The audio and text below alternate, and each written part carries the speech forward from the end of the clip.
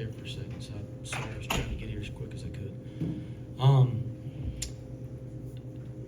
I didn't think we played great tonight. It was just kind of one of those nights. It felt like there was a lid on it from the start of the game. I mean, we had, about to go grade the tape here in a second, but it felt like how many layups you're going to miss, how many times you're going to get it to 2 feet and get it stripped, how many times you're going to have a silly turnover, and give Bryant credit. I mean, they beat Florida. They beat the top 25 team on the road kind of doing that. And then when they beat Florida Atlantic 3 weeks ago or so. So they do frustrate you, and they do some different things, right? They play 5 guards. Most everybody on the floor shoots the basketball first, and the guys that don't are really good off the bounce from the perimeter. Timberlake's an interesting matchup because, he's like the one guy on the court that doesn't shoot it most of the time, but he's a terrific passer and playmaker, and he's really good at finishing around the basket. And, we saw him at Memphis. So, obviously he's had success in the American and at a high level, and he's an interesting matchup for our front court, or any high major front court for that matter. But at the same time, I thought we had plenty of chances there early, and it just felt like one of those nights where nothing was going our way, and I didn't think we handled that very well. And then I thought we handled it much better in the second half, and it wasn't like we came out of halftime and it just all went our way, but I thought we had a better attitude and approach. And then eventually you kind of find a way to bust the game open. But I was not pleased with our play. I'll be honest, we're pretty hungover from Saturday. This group's pissed. Obviously I'm pissed. And, you take those kind of losses hard. We take them all hard as coaches. This group took that loss harder than any team I've had take a loss since I've been here. They're pissed. And they practiced we had one of our best practices of the year yesterday. I thought we'd come out and play unbelievable today. They're pissed off, but I think we addressed some things from that game, and it had us a little gun-shy or maybe not as confident tonight. And I think big picture, that's good because some of those things needed to be addressed, but we hadn't quite gotten through that process yet to get confident again, and I think we can. We got to get confident again. But they were pissed, and deep down I like that about this team because I'm pissed too. I'm not going to lie to you. And I didn't think we played great tonight, but I was pleased with how we handled things in the second half. So you think the hangover thing, there is something to that of maybe even especially with a short turnaround where you don't have as much time to get it out of your system before you're back out there? Yeah, I mean, their mood's not been good, not in a negative way, like in the kind of way you want as a coach. Like I'm asking the assistants the last couple of days, they don't seem like themselves. And they're like, well, they're pissed off about the game and how they played. And, well, good, I am too. That's what I said to them because, shoot, I'm pissed too. I ain't myself either. And then we practiced yesterday, and I was really curious to see how they'd handle practice because we had a really hard film session, 2 hours plus on Sunday, and they practiced their brains out, guys. It's probably the best practice we've had since I've been the coach here in terms of just effort. We went for 2 hours and 20 minutes the day before a game, and I thought if you were just going off practice, I thought we played great tonight. I thought we came out with the intention to, and then it just didn't happen for us, and then we got down. And so, again, not pleased with our play tonight. Glad we found a way. It is a process, and this team's got a chance to be a really good team. I'm having fun coaching this team, even if I'm not having fun this week. But we need a day off. We'll take that tomorrow, and then we get a chance against a big-time team, on Saturday. Like we get a chance to compete against a big-time team, a team that's going to play in the NCAA tournament, a team that's one of the best teams in college basketball, top 30, 40 team in college basketball, no matter how you look at it. So Saturday's a big opportunity for us, and I think these guys will be excited for that. Coach Aziz has 4 blocks, season high, 23.9 defensive rating with him on the floor. Is this the kind of defensive impact that you foresaw him having with this kind of on this roster? Yes, and I think sometimes you got to put his development in perspective. This time last year was the first time he had ever had success at a high level, at any level of basketball, on a basketball court. This time last year he was actually having some games at Utah Valley because the year before he was at Akron, he didn't play. He wasn't even getting in the games. So his development is still early and new.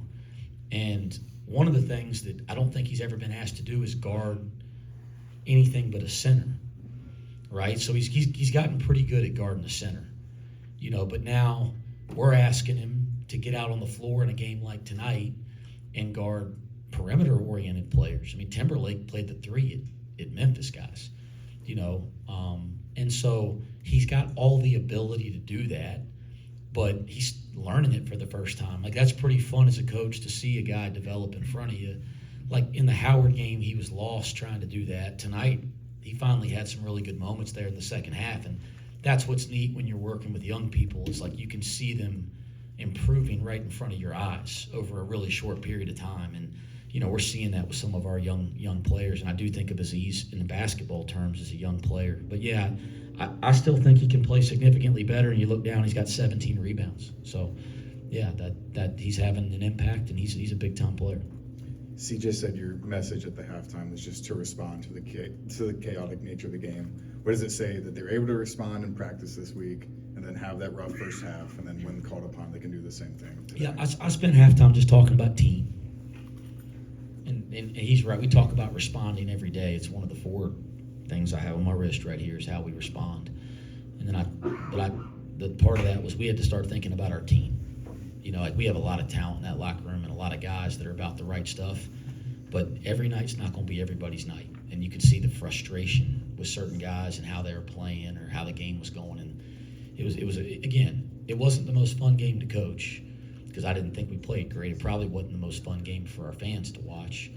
But it's important for our team to continue to find ways to grow. And I think it was tonight to see we got to be a team first all the time. We can't ever get caught up in what's going on with ourselves, and that was the message at halftime more than anything. I didn't think it was about X and O's and adjustments, that's for sure. Coach, it seemed like Aziz really got going in a one big lineup in that second half. Was that more due to the matchups or just something you wanted to see if Aziz could handle on his own? Well, I think a couple things. I think it allowed him to kind of guard a non-shooting player. When he had to guard Withers in the first half, it was presenting some problems. Or anybody had, even Vic guarding Withers was presenting some problems. I think number 7's Withers. That was a matchup we were struggling with a little bit with those 2 guys. And again, I believe those 2 are good enough to do that. But it wasn't just him. It's the Timberlake nature and all that. I mean, all that together. So I think getting him on, the right guy there. And then at the end of the game, they're a little tired and worn down because we're able to sub and play multiple guys, and they're not doing that to the same extent. So now all of a sudden we're in spread action late with one big who's putting a lot of pressure on the rim, and CJ and CMOS are both out there spacing the floor. And so I do think some things opened up. It's usually people when they write stories or whatever, you want it to be one reason, but it's usually a handful of things culminating, and probably the right matchup defensively helped Aziz. Probably having a lot of spacing on the floor. Maybe Bryant's a little worn down and they're not covering as much ground. I think all that stuff probably impacted that run. I think it was a 30-5 run at the end of the game. Our team's going to continue to foul him, do you think, and send him to the line rather than submit to the dunk? I mean, if he's 8 to 12 from the free throw line every night, they're not, and he's actually got great touch. His form is a little non-traditional, but he's a good shooter. He actually can shoot threes a little bit. I mean, you guys, you didn't believe me when I said about Vic, and I think everybody believes me now. Although he didn't shoot it very good on Saturday, but Aziz can shoot it. He's got great touch. I don't worry about him at all on the free throw line. He's going to make a lot of foul shots. You can see his misses are soft, and he's a good shooter. He's going to be a 3-point shooter here at some point. You guys shooting 37% from deep at home and 19% on the road. Is there any rhyme or reason to that? Is there anything you're seeing in the tape that's contributing to the splits like that, or is it just the shots? How many stop games falling? have we played at home? 6 now. How many games we played on the road? 2. Well, when we get a bigger sample size, there may be more. That data might matter a little more. So we'll figure it out. But two games are 2 games, and we'll figure it out. This team's got the right stuff internally. This team will be good on the road, but we got to figure out how to do that. Saturday will be a test for us. 2 more. CMOS, shot 3 for 5 from the field tonight. Just talk about his performance tonight and how he rebounded from Saturday night versus Xavier and what you thought of his performance. He's such a good player that hasn't been playing well, and I think I'm saying that because he would tell you that. You know, he hasn't found his groove yet. He got into the injury cycle. You know, it's like he had 3 injuries back to back to back, so he wasn't practicing. I'm not making excuses because he's capable of playing better, but I think he's trying hard to figure it out, and it was good to see him have a stretch there in the second half where he figured it out. You know, to a certain extent. But he's a good player. He's going to have great games. He's going to have a great year. He hadn't kind of found his groove yet, and that's good for our team, right? You know, guys aren't playing their best basketball yet, and, you know, we're still doing some things. Class action lawsuit tomorrow in federal court. What is your understanding of the situation and what this potentially means for Jameel as far as the next steps? My understanding is that 7 attorneys general filed a lawsuit trying to get all the second-time transfers clear based on the rules kind of feeling, I don't want to use the wrong language here, but the rules not being clear and confusing and all that kind of stuff.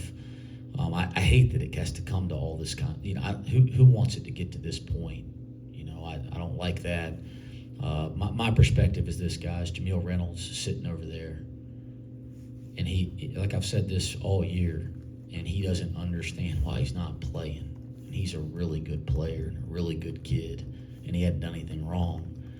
And so he's a guy that could be affected by this in some way. So I'm pulling for Jameel because he's my guy. That's the truth. I mean, I'm going to stand with my kids always. And so from Jameel's perspective, I hate that I don't think it should have to come to this. I wish the NCAA would just clear him because he deserves to be cleared. And we still have not heard back on his appeal. I mean, yeah, it's amazing, right? We're in December now. So I hope it doesn't, I don't believe it should have to come to all this, but anything that would help Jameel get on the court and help him get to a good place, I am all for that. Thanks, Coach. Yeah, thanks. Thanks, Wes.